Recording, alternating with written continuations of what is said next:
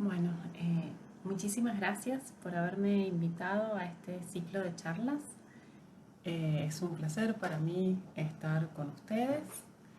Y bueno, como ya ustedes pueden leer en el título, la temática de esta charla son ambientes enriquecidos en neurorehabilitación. Eh, Pertenezco al Gabinete de Tecnología Médica de la Facultad de Ingeniería de la Universidad Nacional de San Juan y por supuesto que trabajamos en un equipo, ¿sí? Donde está conformado por bioingenieros, kinesiólogos y un diseñador industrial.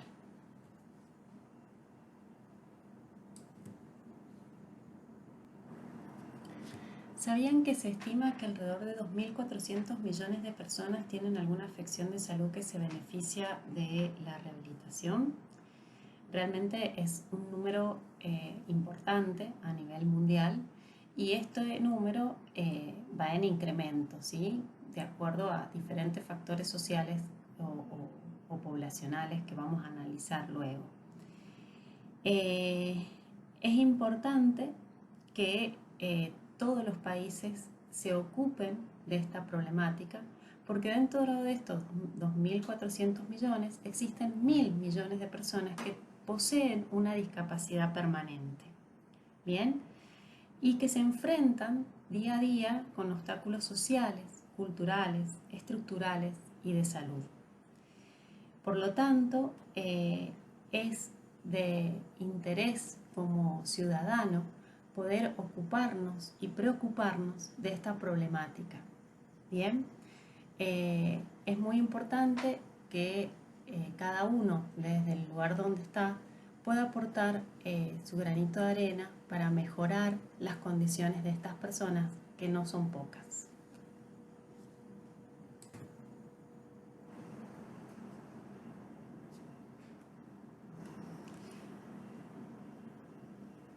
Bueno, en nuestro equipo particularmente hemos orientado nuestra investigación principalmente a los pacientes post-stroke. Esto es porque, bueno, los pacientes post-stroke realmente es un alto número de personas que tienen discapacidad. Pueden ser isquémicos o hemorrágicos, ¿sí? El isquémico, por una falta de oxigenación cerebral, básicamente se produce un, un achicamiento en alguna arteria que irriga zonas cerebrales y generalmente es reversible, ¿sí? Y, y las alteraciones después de un ACV isquémico son menores, ¿bien? El ACV hemorrágico, bueno, muchas veces es masivo, es una hemorragia masiva y no hay forma de salvar a la persona. Pero también en algunas otras veces puede tener un tratamiento quirúrgico y obviamente que se salva a la persona y presenta mayor tipo de alteraciones, el hemorrágico.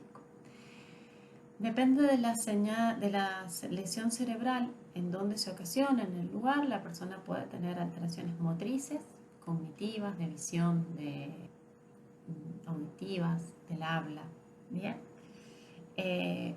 Por lo tanto, es, digamos, una patología que puede producir múltiples discapacidades. ¿Por qué decidimos estudiar o trabajar en estos pacientes principalmente? En el grupo de investigación se trabajan con otras patologías, no es que no se trabaje con otras patologías como Parkinson o demencia, pero principalmente nos enfocamos en esta patología porque obviamente que son muchas personas, 5 millones de personas por año, que quedan con una discapacidad, ¿sí? La estadística en este momento que podemos obtener en la mayoría de los países se corresponde a la estadística mundial, que dice que 15 millones de personas por año tienen stroke, 5 millones se recuperan, 5 millones mueren y 5 millones quedan con una discapacidad. permanente. Bien, entonces son personas que van a necesitar de una rehabilitación y de un acompañamiento permanente.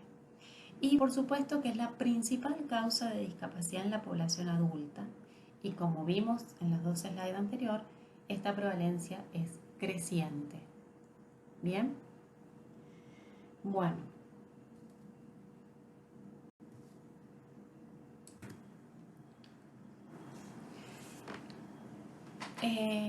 En relación a a esta problemática que está en aumento creciente, el número de personas con discapacidad, se está estudiando y por supuesto hay como nuevos paradigmas en rehabilitación. Se habla de neurorehabilitación y más que nada en estos pacientes que su afección es a nivel neurológico y ocasiona una discapacidad o una alteración en movimientos o en el habla o en la visión, ¿sí? O a nivel cognitivo.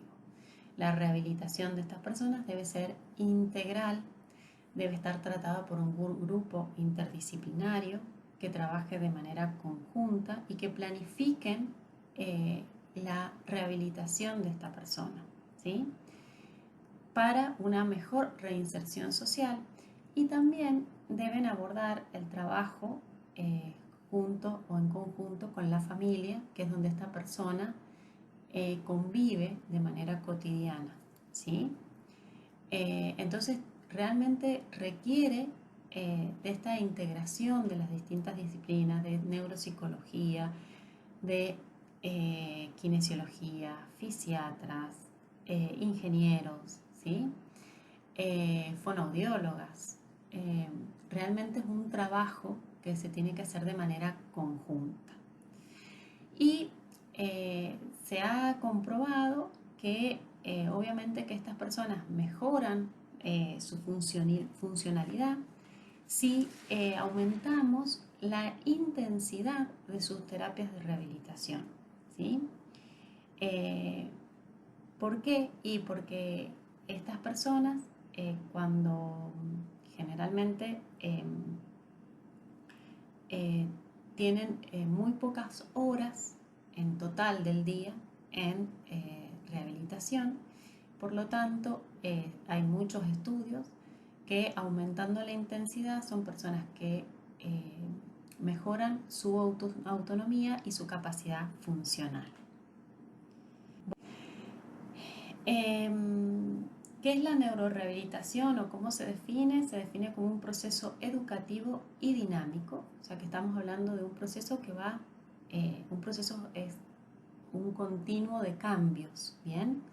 Y de cambios porque justamente la persona va evolucionando y mejorando sus funciones y habla de basado en la adaptación del individuo y su entorno, porque justamente la rehabilitación de la persona depende mucho de su contexto, ¿sí?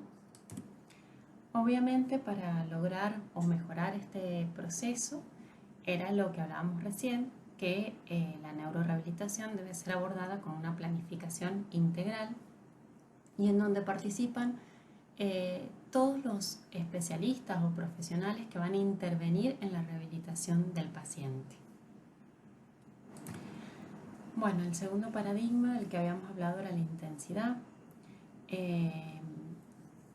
Obviamente que también hay estudios que demuestran que el 72% del tiempo de un paciente con stroke, el mismo se encuentra inactivo.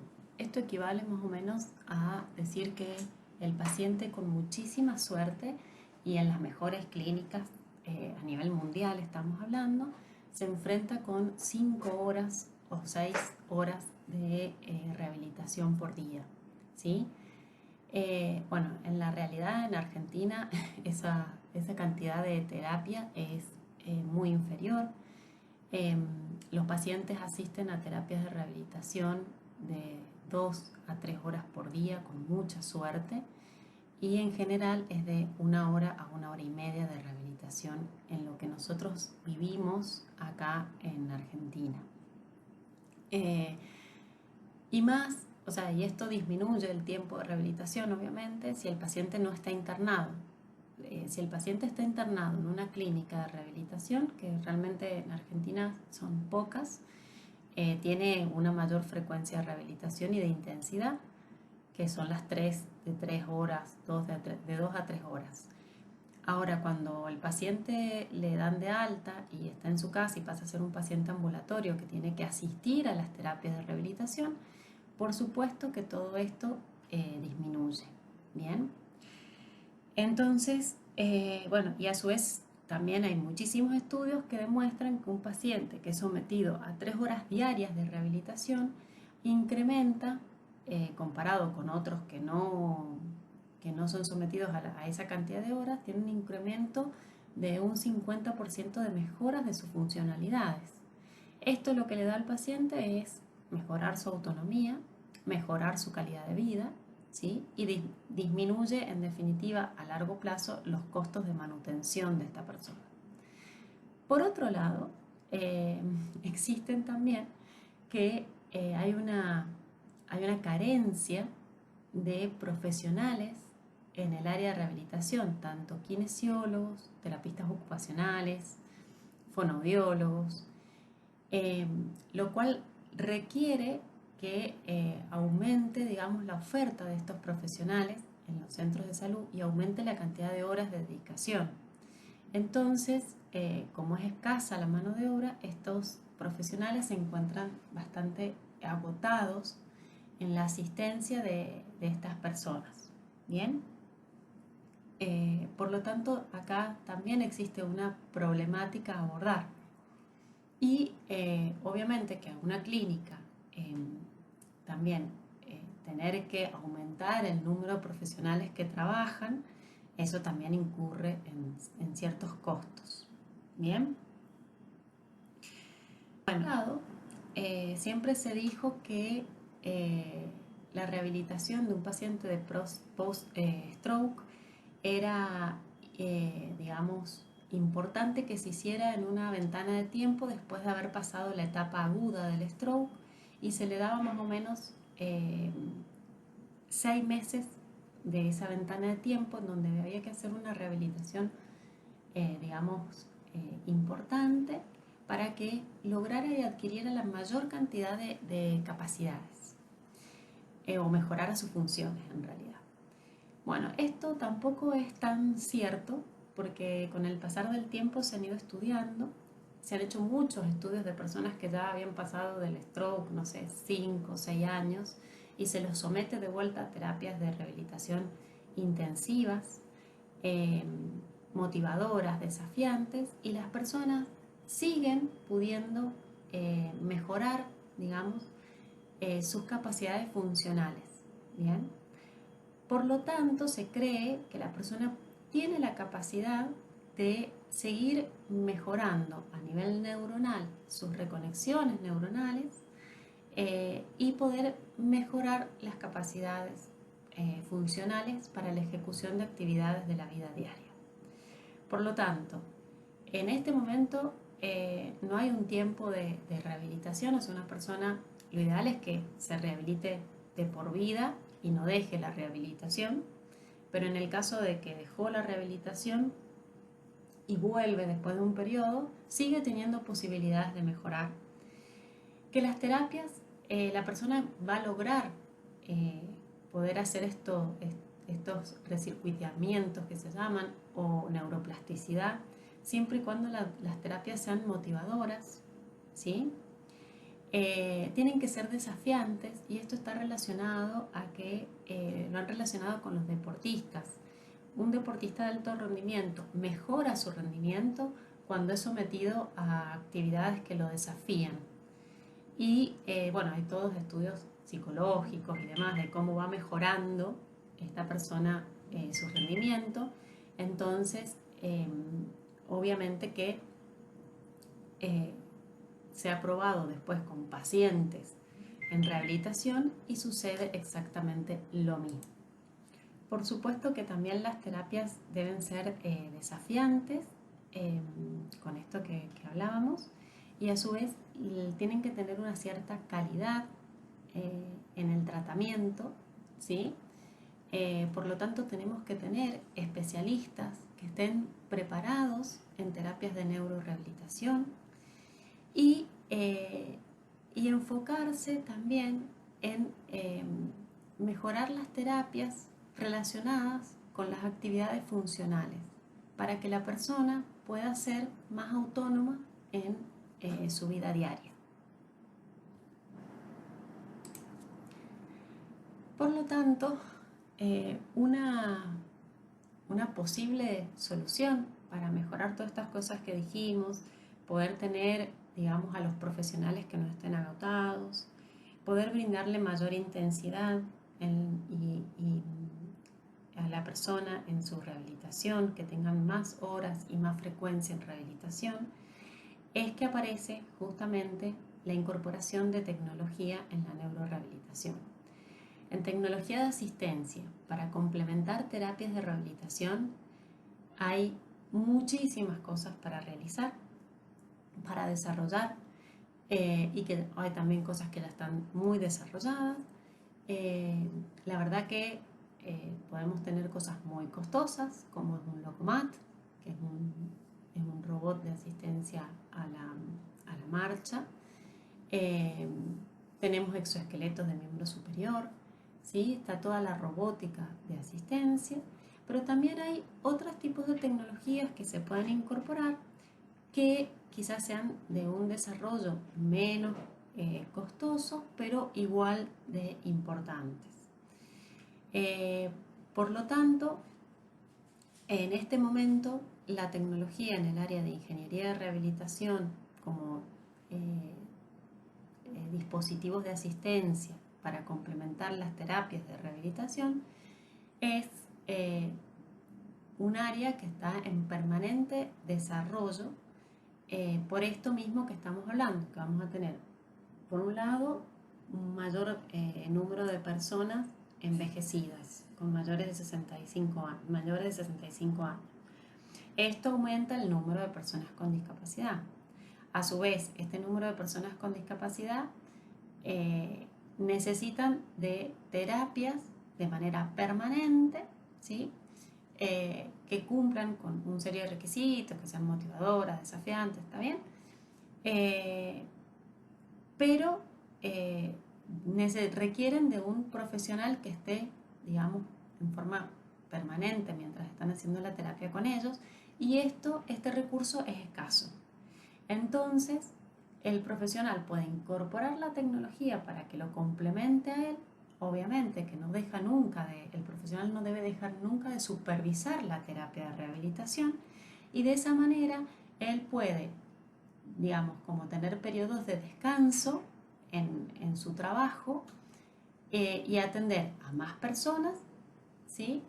De manera planificada, coordinada, como hemos hablado, y tenemos de esta manera un mejor aprovechamiento de todos los recursos, ¿sí? Además, la tecnología en neurorehabilitación puede también complementar el área de diagnóstico y de planificación de neurorehabilitación, que son todas herramientas de cuantificación en la evaluación clínica que podamos aportar con el desarrollo de tecnologías, que pueden mejorar, digamos, cómo el médico o el profesor, el kinesiólogo o la neuropsicóloga evalúan al paciente con herramientas quizás más cuantitativas. Pero bueno, esto es otra gran área. Nosotros también hacemos investigación en esta área, pero justamente en esta charla no me da el tiempo para hablar de todo. ¿Está bien? Bueno, y así es que surgen lo que ahora se denominan ambientes enriquecidos, ¿sí? ¿Qué es un ambiente enriquecido? Son entornos que propician la plasticidad neuronal mediante diferentes tipos de estímulos que propician la motivación del paciente, los desafíos, ¿sí? Que sean desafiantes y que tienen la mayoría carácter no invasivo, ¿sí? Estos estímulos pueden ser entornos de realidad virtual con juegos, ¿sí? los exoesqueletos, bien, que tienen a su vez una realimentación áptica, la neuromodulación con estimulación transcraneal. Bueno, existen diferentes técnicas que propician, ¿sí?, o que brindan estímulos a los pacientes, y por eso se denominan ambientes enriquecidos. Y esto es lo que se está buscando con todo el avance de la tecnología en el área de rehabilitación, ¿sí? Que el paciente esté motivado y quiera asistir a sus terapias de rehabilitación, y que realmente esto él pueda visualizar y entender lo que le está sucediendo y poder reaprender y cambiar o mejorar, digamos, sus habilidades funcionales. Por lo tanto, hace ya algunos años nosotros empezamos a proponer el desarrollo de videojuegos en el área de rehabilitación, siempre como terapia complementaria a la rehabilitación convencional. No podemos y no debemos dejar de lado la rehabilitación convencional, porque es muy importante para estas personas el vínculo del kinesiólogo y el paciente, o de la neuropsicóloga y el paciente. O sea, seguimos siendo seres sociales que necesitamos de un vínculo, ¿sí? Y muchas veces de la relación de este vínculo y de cómo se plantea la terapia, también depende la evolución de estos pacientes. Pero la terapia convencional de rehabilitación no la podemos dejar de lado nunca.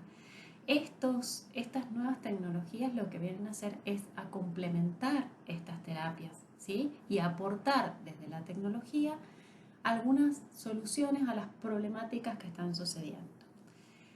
Entonces propusimos una línea de investigación que era el desarrollo de videojuegos, pero como tienen orientados o están orientados a un objetivo de aprendizaje, es la parte de los videojuegos que se denominan juegos serios, ¿sí?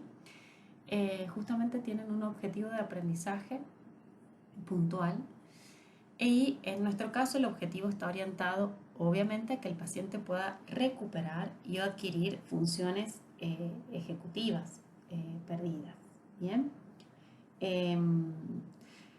Cuando uno va a plantear un videojuego serio, lo primero que tiene que tener claro es qué patología va a abordar.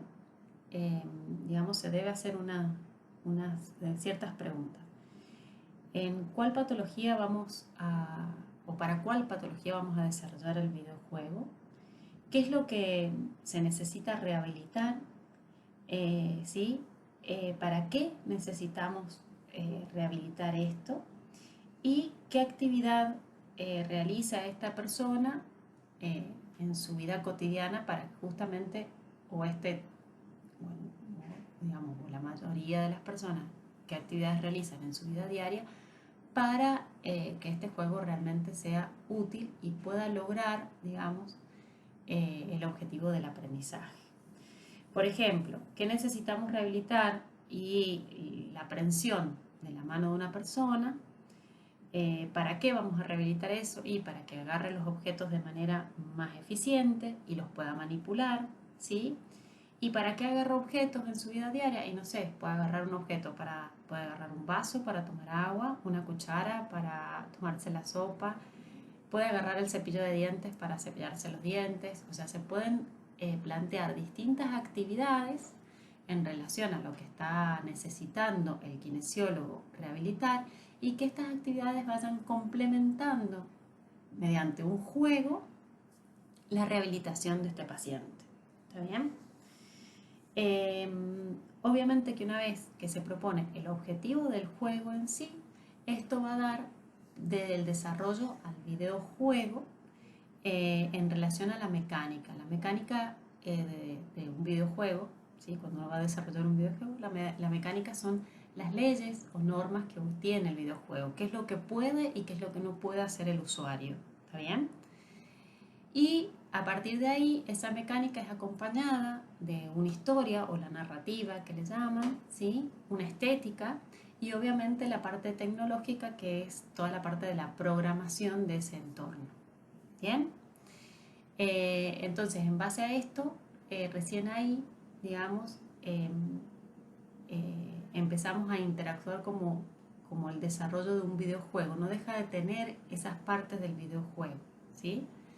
Y es muy importante que tenga elementos como todo videojuego en relación a la motivación y a esta parte que tienen los videojuegos de adicción, digamos, de que queremos seguir jugando, ¿sí? Y seguir interviniendo en este juego, seguir pasando niveles, ¿sí? Todo esto también tiene que tener un juego serio justamente para que la persona esté motivada y que le genere estos desafíos. Bien.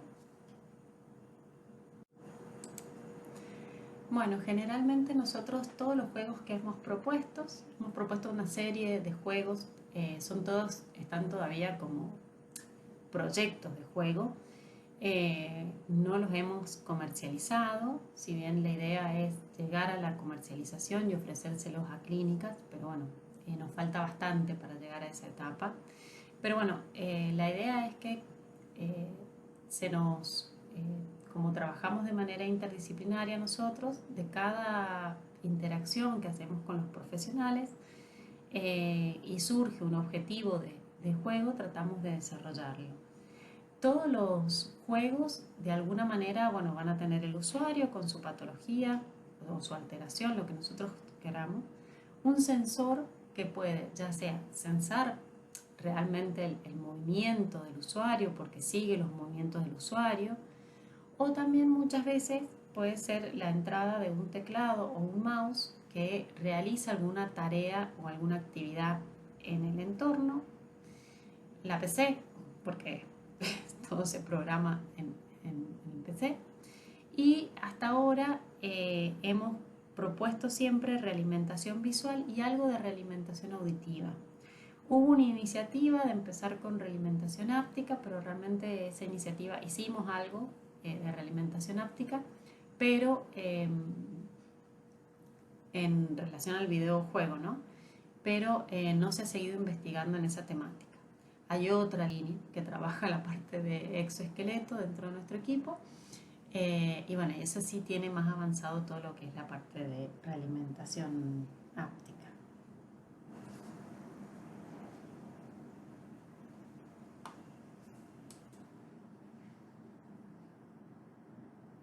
Bueno, eh, tenemos realmente, bueno, tengo una placa de gráfica de video en mi computadora que no es muy buena, por lo tanto no podemos visualizar de manera correcta el juego, el video, ¿sí? Pero este fue el primer videojuego desarrollado en una computadora que tiene mejor diseño de mejor tarjeta de gráfica o placa de video, se ve mucho mejor. Pero bueno, les quería mostrar en forma dinámica este juego. Básicamente el objetivo de rehabilitación de este juego era rehabilitar la hemiparesia de la persona. La mayoría de las personas que sufren una ACV, la discapacidad más común es la hemiparesia. Y la persona tiene problemas para movilizar, ya sea, depende del lado afectado, si es el derecho o el izquierdo, el brazo y mantener la estabilidad. Entonces, bueno, el objetivo del juego fue que la persona, moviera el brazo para alcanzar, ¿sí? O agarrar pelotas. Bueno, se programó en Unity, fue todo un aprendizaje, bueno, el entorno es bastante simple, el avatar es uno free de Unity y sí le pusimos esto que ustedes ven acá, digamos, o esta parte que está acá, que son parámetros de seteo para que cuando la persona fuera evolucionando en su terapia, todos estos parámetros se pudieran ir mejorando. ¿Está bien? Y en este caso, Bueno, está relacionado con la velocidad, la separación, ¿sí? Si la persona aumenta su amplitud, que la pelota pueda venir más distanciada. Y el sensor utilizado acá es la Kinect, que hace el seguimiento del movimiento del cuerpo. Bien. Bueno, el siguiente juego, ¿sí? Es un juego que está relacionado eh, más que nada con el protocolo de una persona con ACV, con hemiparesia, con accidente cerebrovascular o stroke, con hemiparesia, que tiene que seguir el protocolo de vestirse. ¿Qué significa esto? Cuando una persona tiene una hemiparesia, el kinesiólogo le tiene que enseñar, porque una de sus actividades de la vida diaria es vestirse. Entonces le tiene que enseñar a vestirse y hacerlo con un solo brazo, que es el brazo sano. ¿Está bien? Entonces, para propiciar el aprendizaje de este protocolo, se diseñó esta idea de videojuego, ¿sí? Se trabajó, quizás acá intervinieron más personas relacionadas al diseño, entonces ya hicieron renderizados de habitaciones con mejor criterio que el que nosotros teníamos, ¿sí? También acá, bueno, obviamente que tenemos la posibilidad de cargar un nuevo jugador o buscar un jugador que ya haya realizado algún tipo de sesión con este juego. En este caso es importante porque acá el kinesiólogo carga las características del jugador como edad, el brazo hemiparético, ¿sí? Bueno, aparece obviamente que la persona tiene que primero, para darle inicio al juego, es seleccionar la ubicación relacionada al área de la cintura pegada a la muñeca, ¿sí? Del lado afectado. Entonces de esa manera se le da inicio al juego y aparece una prenda de vestir. Y luego la persona debe ir siguiendo, ¿sí? En este caso hemos puesto el avatar con los brazos abiertos, pero debe ir juntando monedas básicamente, y esas monedas se ubican en lugares estratégicos en relación al protocolo de vestirse. La persona tiene que en la mano hemiparética primero introducir la manga, ¿sí? En este caso es el protocolo de una camisa. Entonces debe introducir la manga por la muñeca, el codo, el hombro, ¿sí? Pasar la mano por atrás de la cabeza y de ahí meter la mano sana, ¿sí? Todo ese es el protocolo. Entonces básicamente estas monedas van siguiendo estas ubicaciones en el movimiento que tiene que hacer la persona, ¿sí? Y se les va ubicando en el avatar. Entonces se ubican las monedas en la muñeca, en el codo, en el hombro, por atrás de la cabeza, ¿sí? Y ahí termina. Para que justamente poder ir teniendo scores, se planteó un índice de desempeño. Ese índice de desempeño se planteó en relación al tiempo que la persona se demoraba en juntar las monedas, en si juntaba todas las monedas o no en las distintas posiciones, y este índice de desempeño se va visualizando en cómo el paciente va evolucionando en la ejecución de este protocolo de vestirse. ¿Está bien? Entonces, este es otra idea de juego que obviamente que está en desarrollo y mejorándose cada día, ¿sí? El siguiente juego propuesto surge porque también en el grupo nosotros trabajamos en conjunto con neuropsicólogas, y las neuropsicólogas rehabilitan toda la parte cognitiva o todas las alteraciones cognitivas de los pacientes post-stroke. ¿Está bien? Una de las alteraciones que pueden tener, ¿sí? Son las apraxias. Las apraxias es la ausencia de capacidad de realizar, ejecutar o practicar un acto motor, ¿sí? Existe, o sea, es una clasificación amplia, ¿sí? Pero si la persona no rehabilita las apraxias, que es un problema a nivel neurológico, por más que yo le rehabilite las tareas, las actividades, las funcionalidades motoras a la persona, es muy difícil que pueda llegar a hacer la conexión entre lo que tiene que aprender y hacer, ¿sí? A cómo eso se junta con el movimiento.